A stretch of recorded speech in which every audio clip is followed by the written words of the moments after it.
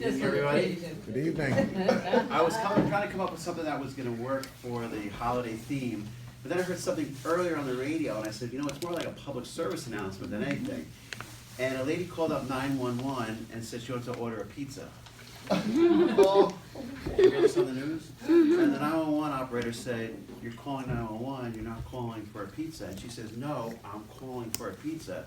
And it turned out to be that she was in a domestic violence situation, and she didn't want the person on the other end to hear what she was saying. And the caller, the operator, figured it out what she was trying to say, and then she gave the address as she was ordering the pizza, and he goes, do you need help? And she's like, no, I don't need any pepperoni. I don't want pepperoni.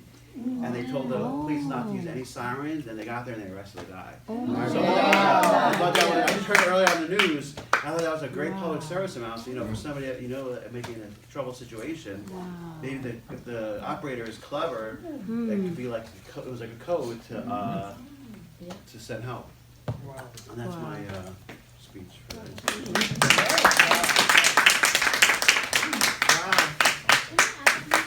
Super quick. I was reading a magazine and they were saying that between your kids and yourself to have a code that they can text to you.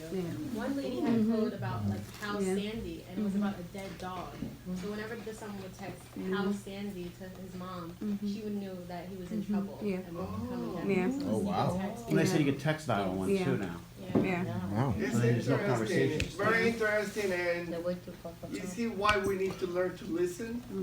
Because in every conversation, there is always something that is never said. But if you pay attention, There is a message. there is always something very going on in there that you don't know. And it's important to listen. And that's why we have Tommy listening today. He's going to be our listener. And what Tommy is going to do, and I will explain quickly, Tommy, and feel free, you can take 3 or 4 questions at the end of the day. And well, right now you could say, for example, JC says that the lady called 911 and she ordered.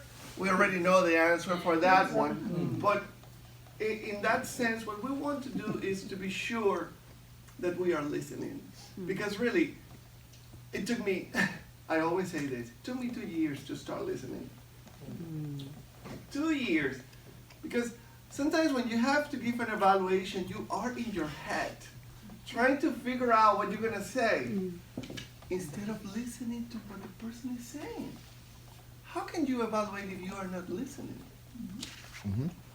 And that's a very important job. So we're going to give it to you today. And we have, of course, our grammarian is in the house. Oh! Yes, good. Margarita is our grammarian. Go ahead, Margarita. Good evening, fellow Toastmasters and guests. Good evening. My job as your grammarian, aside from giving you the word of the day, is to look for grammatical structure in your sentences, as well as hearing ums, ahs, you knows, or doubles. The word of the day is vision, since we're talking about the year 2020 and what we look forward to the future. And the definition is the ability to think about or plan the future with imagination or wisdom. So keep that in mind for 2020. The word of the day is vision. Toastmaster. Right.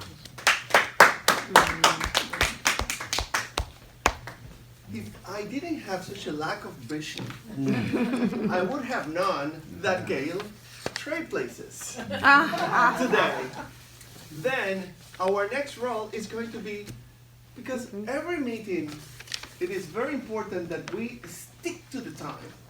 Some people, and I think one of those culprits is getting a little better. I haven't seen the ladies showing me the red card all the time. We're going to ask our timer today, Dorcas, to explain the role.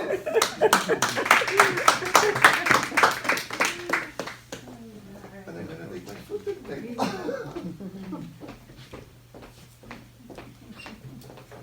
Hey, good evening, fellow Toastmasters. Good evening. Good evening. My job is very simple.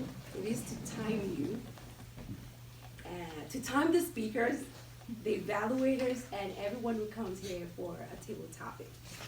I think we have just 5 to 7. Gil, what do you have? I think 8 to 10, yes, 8 to 10. So you would see the green at 8, yellow at 9, 10. You have 30 seconds to wrap up. Cindy, you have 5 to 7. Cindy, you have 5 to 7. 5 to 7. So 5, 6, and 7. Then the evaluators, you have 2 to 3 minutes. 2, you will see the green card. 2, 30 seconds, you will see this, and 3, you will see this. You have 30 seconds to wrap up. Table topics, we have 1 to 2 minutes. 1 minute, you will see the green card. 1:30, you see this. Then 2, you see this. You have 30 seconds to wrap up. I hope you use these opportunities to have a personal vision for 2020. If my vision is not wrong, she matches the green card. Gail is also the evaluator. Is she gonna do both or speak and as well? She signed for evaluation. Okay. She is that prepared. Okay. Because this is, Gail have arrived.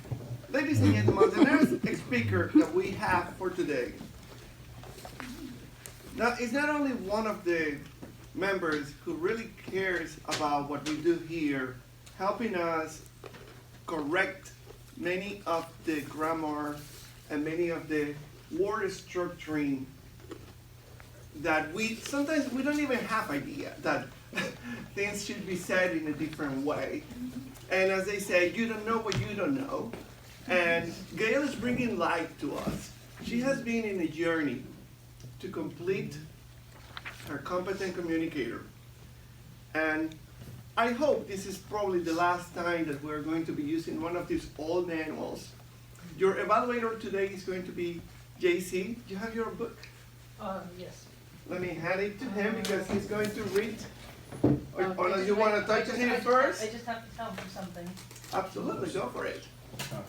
And it is important that in 2020, we would like for the speakers to get a better evaluation, to communicate with your evaluator, and let them know if there is any specific item or anything that you would like them to look after when you are speaking.